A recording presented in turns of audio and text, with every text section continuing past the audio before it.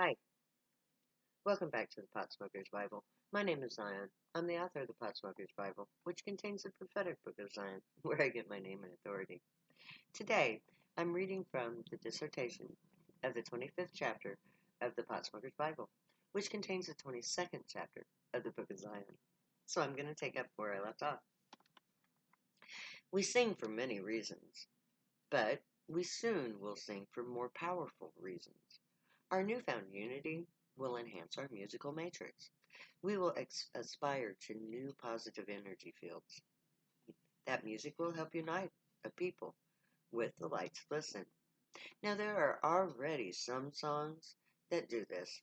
Rock songs that are so powerful that even country musicians listen to them. They redo them. Songs like You're My Angel by Aerosmith or Tequila Sunrise by the Eagles.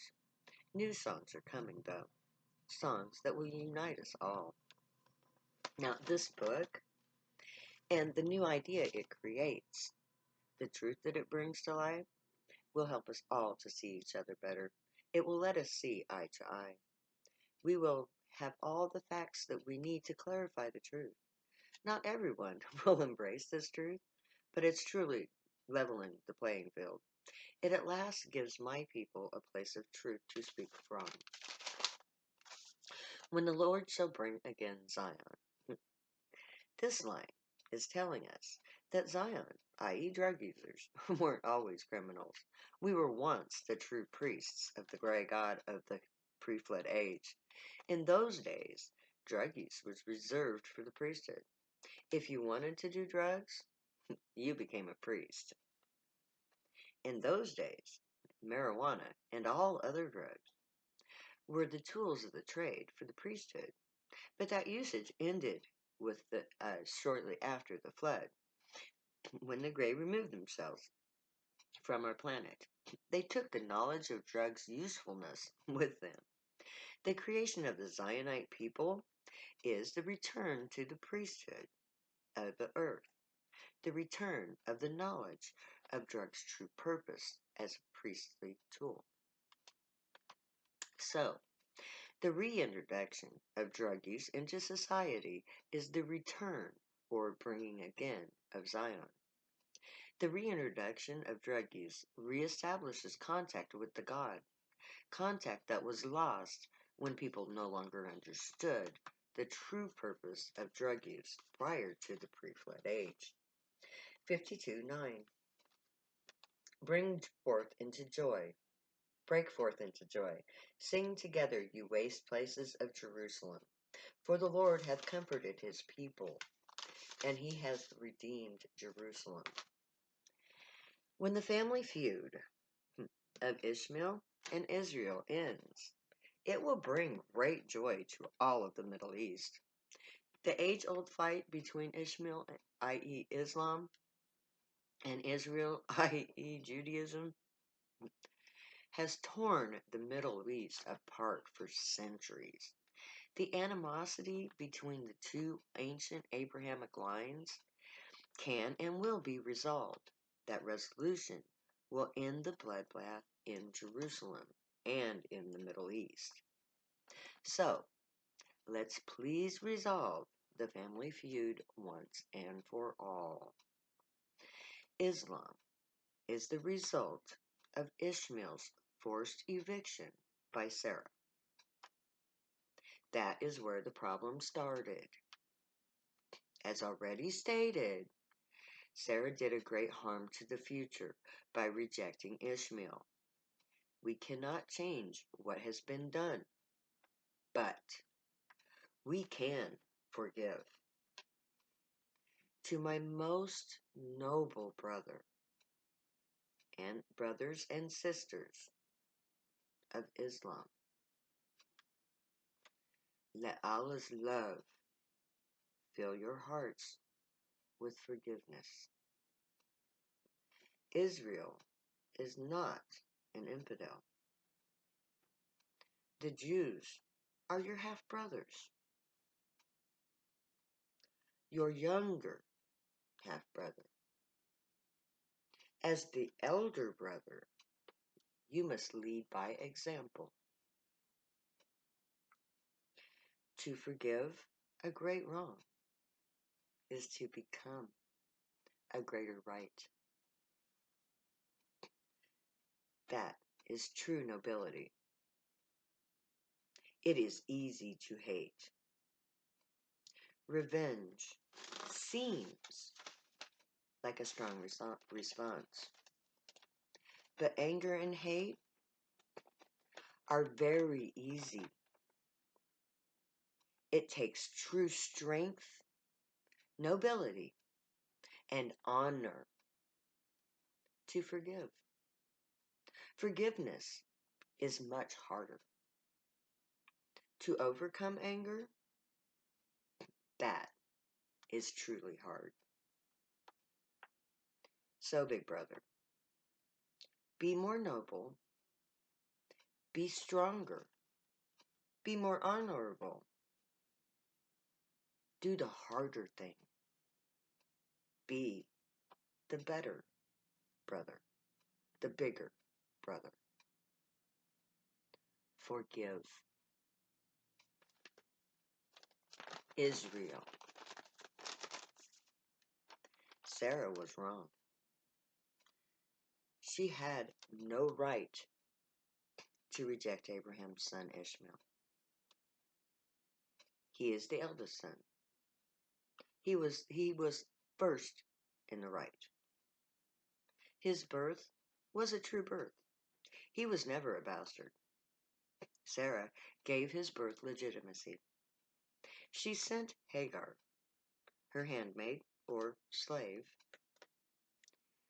to become the concubine of Abraham, a legal status. She did it to ensure the bloodline of her husband. She was thought to be barren. So, she provided herself with a son for Abraham by way of Hagar.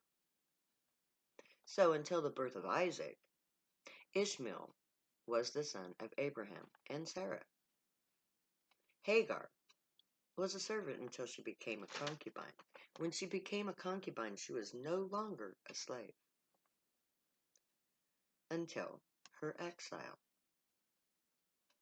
The family of Ishmael has a very, very valid grievance with Israel. The ancient laws of inheritance were the means of his birth.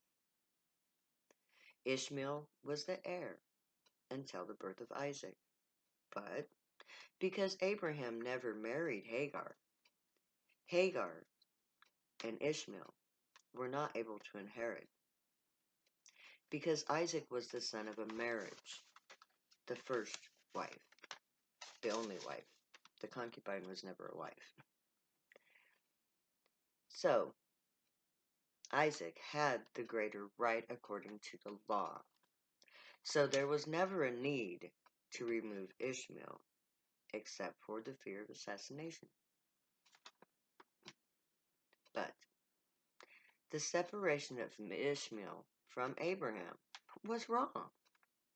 No child deserves to be cast out into the desert to die. Ishmael had the right to grow up with his father. Sarah had sent the two of them off to die. It had been intended as a death sentence to ensure Isaac's inheritance. Sarah didn't want Ishmael around at all. Israel needs to acknowledge this great wrong. We cannot change the past, but acknowledging a horrific wrong allows the victim the means to forgive.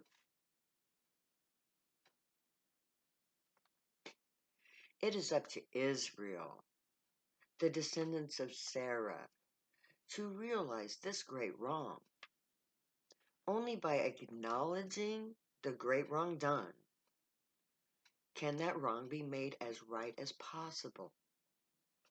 No one can ever undo what is done, but to acknowledge it and to correct a future that undoes its effects, that is something that can be actualized. Sarah did a very bad thing to Ishmael and to Hagar. If Israel will just admit it and honor those living who are descendants to Ishmael, then the followers of Islam will have a reason to forgive Sarah and Israel for that horrific act that was not acknowledged or addressed. The creation of Islam, the appearance of Muhammad was just as important to our current age as was the exile of Israel and the creation of the war on drugs. We are the big three of Abraham: Ishmael, Israel, and Zion. Menelik is in there too. I didn't forget you. But you are part of Israel because I believe that you adhere to Yahweh. So you are part of Israel in that you are part of Yahweh. Yahweh, Allah, and Ishi are all three God names of Israel. Yahweh was the first. He spoke to Abraham and to Israel.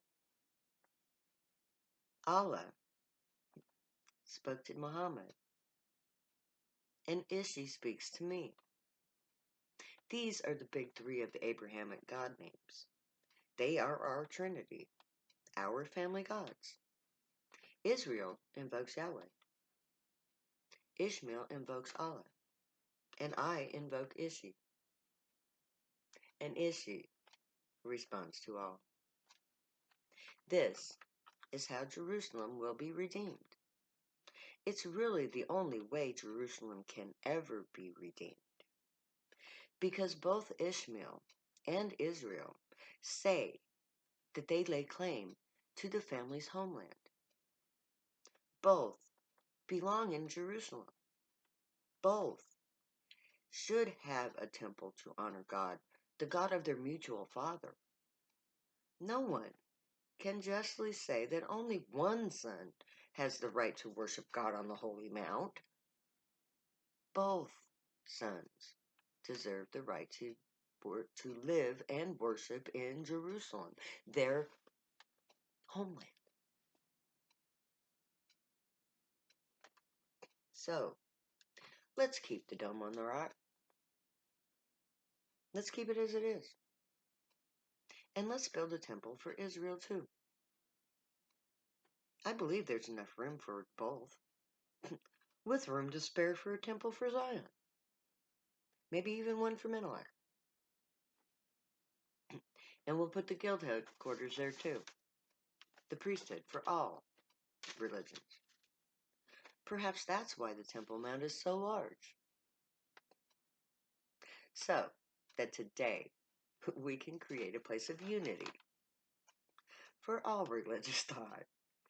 One place to honor all gods of earth. A true Temple Mount. That would satisfy the parameters of the prophecy perfectly. If we honor our father Abraham and his God by the making of his place of ascension a holy place for all forms of God, we will make Jerusalem truly a holy city, where only those who seek to honor or petition God will walk. That would make Jerusalem the most holy place on earth, holier even than Mount Zion.